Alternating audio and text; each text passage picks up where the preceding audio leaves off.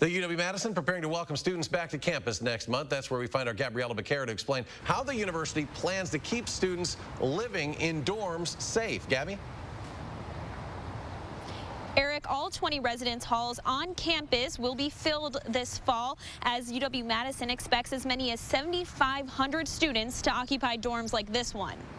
When we open, we'll be pretty close to full capacity. Besides the addition of isolation and quarantine rooms, dorm life isn't going to look much different this fall. Most residents will still be sharing a double room, but we do have some singles as we always do.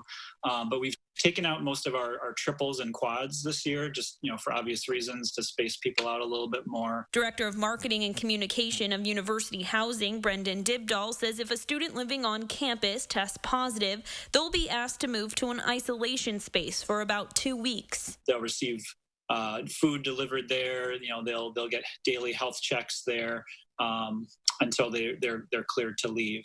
If a student comes in contact with someone who tests positive for COVID, they'll be asked to quarantine in a separate space. Student that's going into quarantine, they would need to stay in that room, and they would not be allowed to go back and forth or to leave or to go out to campus. While the university plans to increase cleaning of the facilities, Dibdahl says it will be on the students to be cautious when necessary. There's a lot of measures we have in place for the fall that we're to reduce the risk as much as possible and to give students as close to a normal experience as we possibly can. I think a lot of it will depend on the students taking some ownership of and behaving responsibly so that they can have the best chance of having a normal semester.